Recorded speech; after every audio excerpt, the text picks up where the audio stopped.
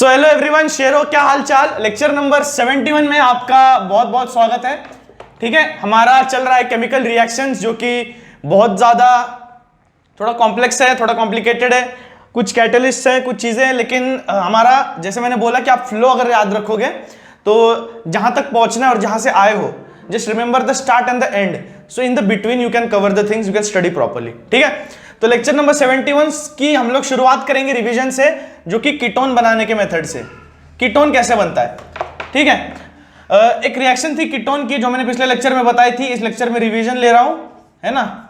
यहां पे इथेन 1,2 डायअल, ठीक है, इथेनॉल का इथेन 1,2 डायअल, यानी कि क्या, CH2, यहां पे एक OH और CH2 और एक यहां पे एक OH, तो इथेन 1,2 डायअल था। इसका रिएक्शन मैंने कीटोन के साथ किया तो कैसे क्या होगा, ठीक है, C double bond O R R, right, this is the ketone. Okay, so I will react it with ethane 1,2 diol, that is CH2 CH2 OH OH। Okay, I just arranged it that way, क्योंकि आगे जाने के बाद ये cyclic reaction बनेगा एक, ठीक है। साइक्लिक रिएक्शन कुछ इस तरह से बनेगा जैसे मैंने पिछले लेक्चर में बताया था। This triangular part will be eliminated out, that is dehydrogenation. So okay, and I can write it as CR। एक क्या फॉर्म होगा हमारा स्ट्रक्चर, एक पेंटेन की तरह, है ना। O, यहां पे O थोड़ा स्ट्रक्चर देख लूं, यस राइट, और यहां पे CH2, ठीक है। तो इस तरह से कुछ हमारा बनेगा। This is cyclic ketal. Okay, you have to remember this, it is cyclic ketal. कई दफा एग्जाम में आ चुका है ये, तो इस रिएक्शन को अच्छे से प्रैक्टिस कर लो, सबसे पहली बात तो, ठीक है।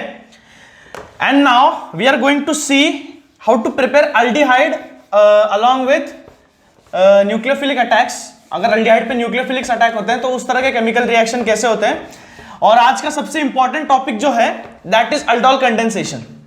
कई दफा आपने सुना होगा सीनियर से भी अपने, ठीक है ना, कि 12th में अल्डोल कंडेंसेशन बहुत दफा पूछा गया है।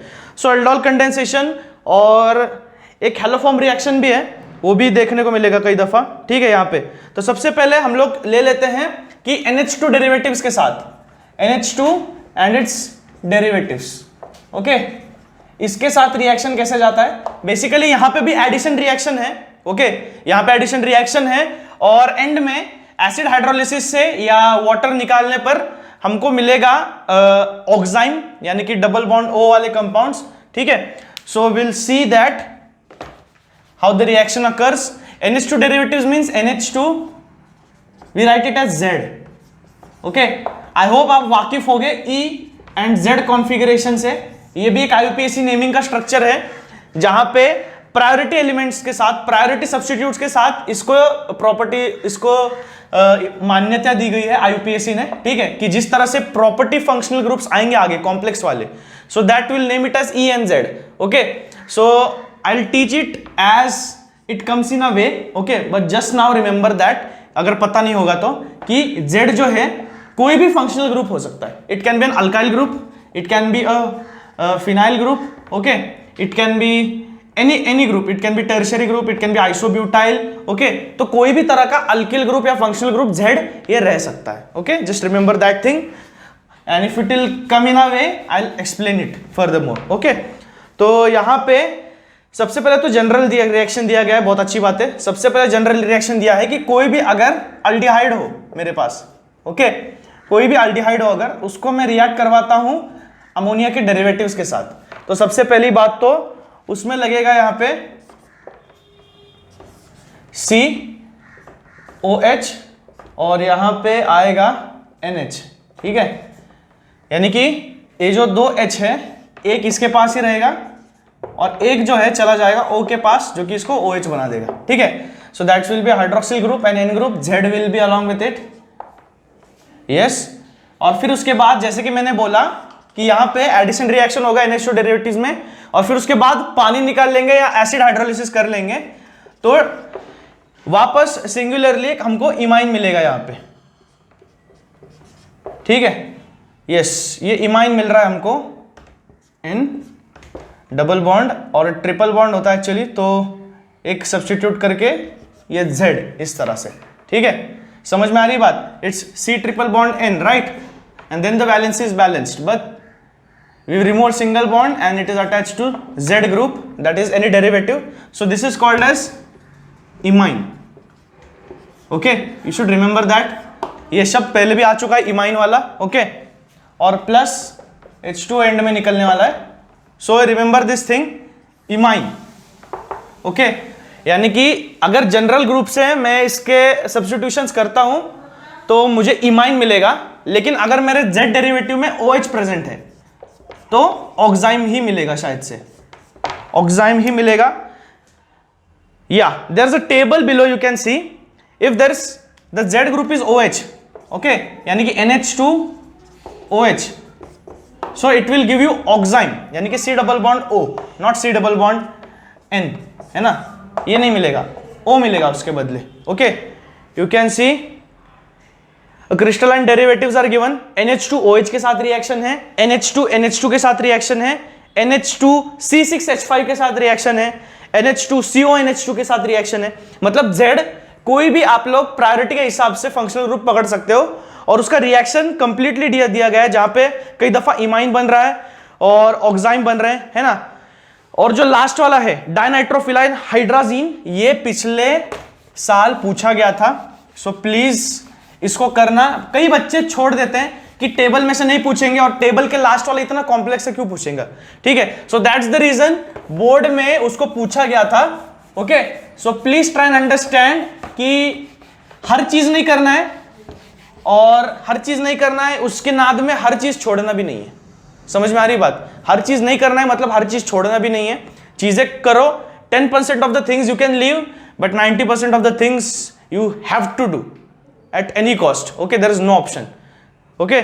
so यहां पे अगर मेरे पास अल्डिहाइड है CR dash double bond O, सबसे पहले मेरा बेस ग्रुप है 2,4 डाइनाइट्रोफिलिल हाइड्राजीन, इसको बनाने के लिए अलग एक रिएक्शन है, तो यहां पे ये रिएजेंट दिया गया है, ओके, यानी कि NH2 एक साइड पे NH, I'll write it as nitrogen attached NH2, okay, it's a benzene ring here,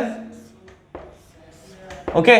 अब डाइनाइट्रो है तो यहां पे एक नाइट्रो, वहां पे एक नाइट्रो, ओके, और ये मेरे डबल बॉन्ड्स, और साथ में क्या है, हो गया बस, this is it, dinitro phenyl हो रहा है, डाइनाइट्रो फिनाइल हाइड्राजीन,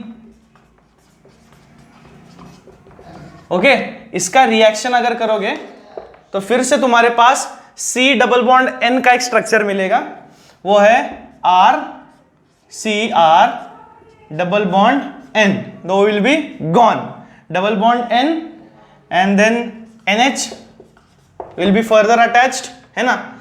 यहां पे H2 निकल करके ये अटैच हो गया सीधा सीधा C, है ना, H2O निकल गया बाहर, यहां से अगर मैं वापस बनाऊं O H2, तो H2O यहां से निकाल लो, यहां पे पूरा का पूरा अटैच कर दो C double bond N NH, और फिर जैसी रिंग है वैसी पूरी की पूरी बना देना है आपने, वैसी ही पूरी की पूरी बना दो NO2 and here it is one more NO2। So benzene ring और डाइनाइट्रो बेंजीन रिंग को कोई धक्का नहीं लगेगा, हाइड्रोजन में बस सब्स्टिट्यूशन होंगे, only that you have to remember, and H2 is removed again here, ठीक है। So it's kind of dinitrophenyl hydrazone, okay, this is the change बस, तो ये आप लोग याद रख लो। So yes, this is the ketone के रिएक्शन, सारे के सारे टेबल में दिए गए हैं, क्योंकि कीटोन का आपको लग रहा था साइक्लिक कीटल वो एक ही रिएक्शन है, नहीं, पूरा का पूरा टेबल भरा पड़ा है कीटोन के रिएक्शन से, तो आप उसको प्रैक्टिस करना है आपको जरूर, okay. So I will move further with haloform reaction. Haloform reaction में बेसिकली क्या होता है, as the name suggest, haloform reaction, name suggest करता है कि हैलोफॉर्म यानी कि क्या, हैलोफॉर्म स्ट्रक्चर मतलब सोडियम OI, यानी कि इसका नाम है सोडियम हाइपो आयोडाइड, एक स्पेसिफिक गिवन टेम्परेचर में इन सिटू रिएक्शन में NaOH और I2 को डाला जाता है, जहां पे ये रिएक्शन होती है और ये प्रोडक्ट हमको मिलता है। ठीक है, तो यहां पे हेलोफॉर्म रिएक्शन में होता क्या है, एक्चुअली सोडियम एसीटेट बनता है, which is an intermediate for soaps, which is an intermediate for glycols, which is an intermediate for many of the compounds like I can say polyesters बनाने के लिए भी इसको इस्तेमाल करते हैं सोडियम एसीटेट को। So you can write it down as I'll take a ketone where it is RCr, okay, so R I'll replace it by CH3 and it is double bond O here, so it is acetone. Okay, it's acetone when I react it with NaOI।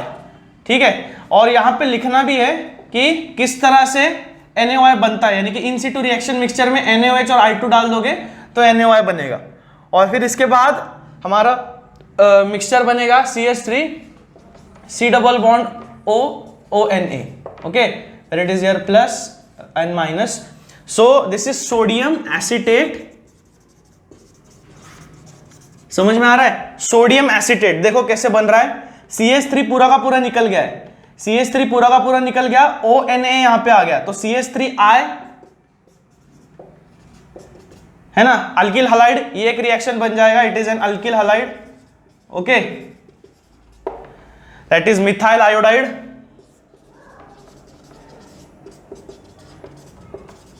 और साथ में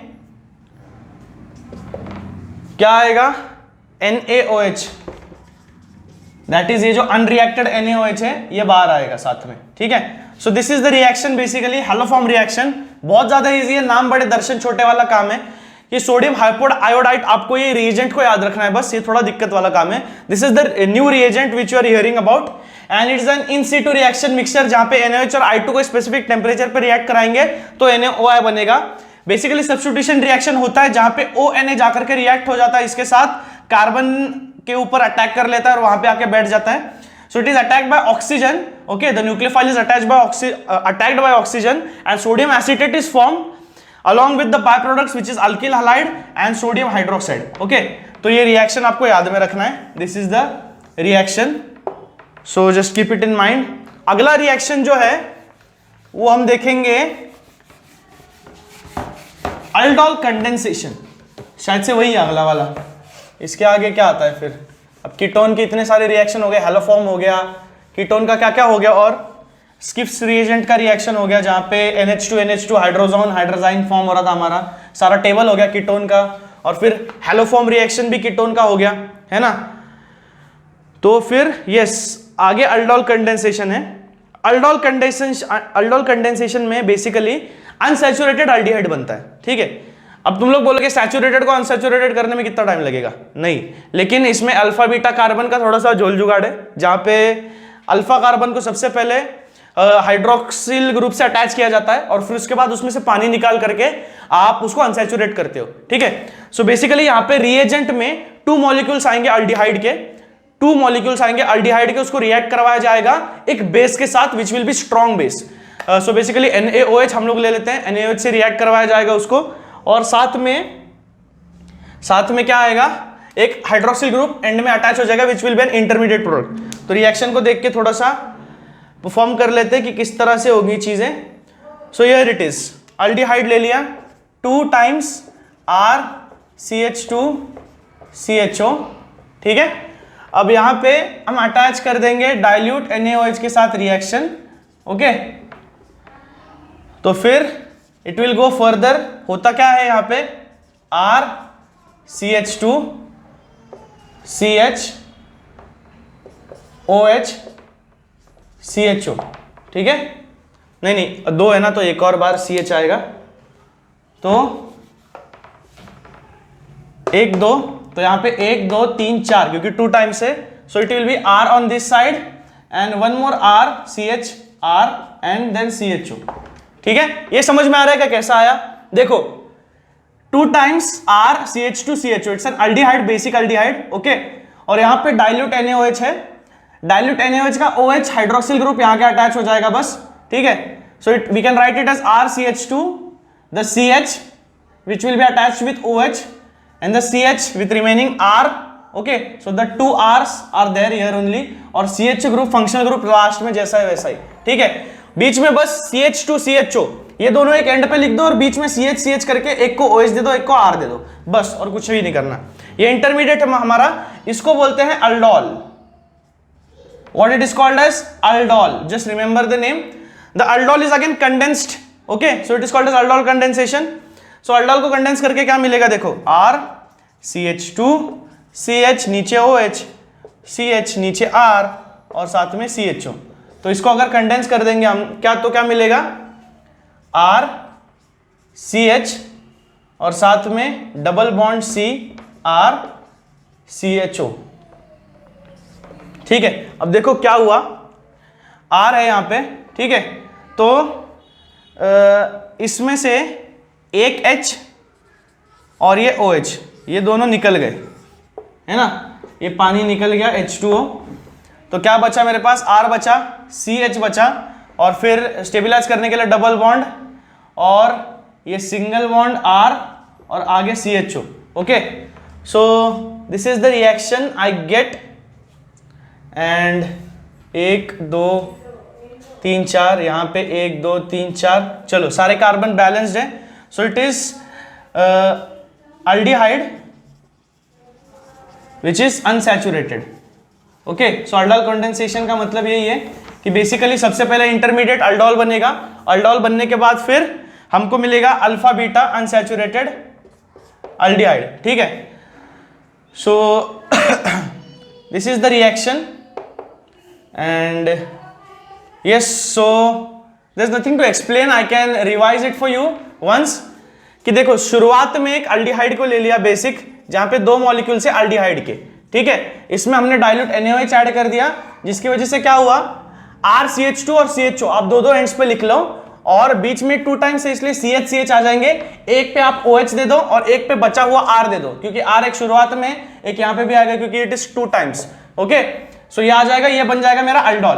aldol condensation करना है, aldol को condense करना है, तो CH2 में से एक H और ये OH, ठीक है।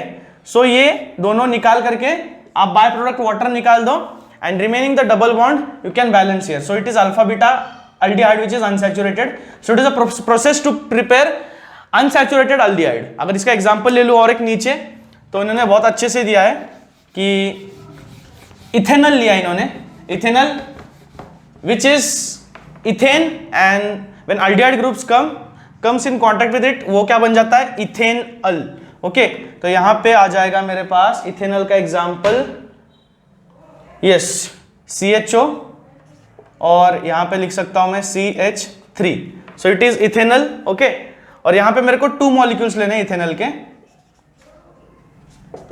सो आई टुक 2 मॉलिक्यूल्स ऑफ इथेनॉल, इथेनॉल, ठीक है, और यहां पे मैं एक्वियस NaOH के साथ इसका रिएक्शन करवा दूंगा, तो एक पे हाइड्रोक्सिल ग्रुप आ जाएगा, एक पे अल्किल ग्रुप आ जाएगा, एंड CHO आप यहां पे लिख सकते हो, CH2 आप यहां पे लिख सकते हो, साथ में आ जाएगा यहां पे CH OH CH R and then CHO। Okay, तो इस तरह से मेरे पास आ जाएंगी चीजें, just will check, yes, so this is the reaction, and again इसको बोल देंगे हम अल्डोल।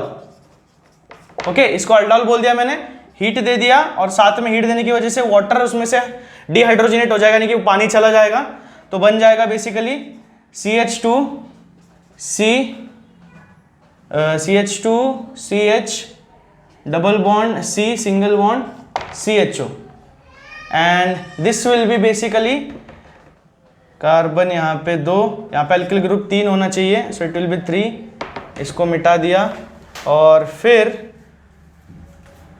1 2 3, चलो आ गया सारा का सारा, so it will be basically alpha beta unsaturated aldehyde, और you can say alpha beta unsaturated ethanol. Okay, और इथीन 1,2-अल ऐसा भी कह सकते हो, सॉरी इस तरह से आएगा। अब 4 है कार्बन, तो ब्यूट 1 2 3 4 ब्यूट 2 इन अल, ठीक है। इस तरह से इसका IUPAC नेम आप डिजाइन कर सकते हो। सो this is an example of aldol condensation. Revision के लिए बता देता हूं, 2 मॉलिक्यूल्स लेना है शुरुआत में, डाइल्यूट NaOH लेना है, उसके बाद एक कार्बन पे OH, एक कार्बन पे अल्काइल ग्रुप, यानी कि 2 अल्काइल ग्रुप से इसको कंबाइन करना है, यानी कि 2 कार्बन एटम्स जो है मेरा उसका 4 बन जाएंगे, चेन एक चेन आ जाएगी एडिशन रिएक्शन में पूरी। So that intermediate will call it as aldol. उसके बाद इसको हीट देनी है बस, उसके बाद इसको सिर्फ हीट देनी है जहां पे पानी निकल जाएगा, and the middle carbon will get unsaturated. So it is known as alpha beta unsaturated carbon atoms, okay. क्योंकि जो कार्बोनिल कार्बन है that is CHO, C double bond OH, it is CHO, right. So it is a carbonyl carbon, C double bond O, उसके बगल वाला alpha होता है, उसके बगल वाला बीटा होता है, बहुत बार बता चुका हूं, ठीक है। सो यहाँ पे अल्फा बीटा कार्बन्स का अनसैचुरेशन होता है, यहां से डिहाइड्रेशन हो जाएगा। So basically the product is called as alpha beta unsaturated aldehyde, okay. So here it is called as but 2 en al, which is 1 2 3 4 1 2 3 4, and second carbon पे आप double bond देख सकते हो। सो तो ये हो गया मेरा अल्डोल कंडेंसेशन, ओके।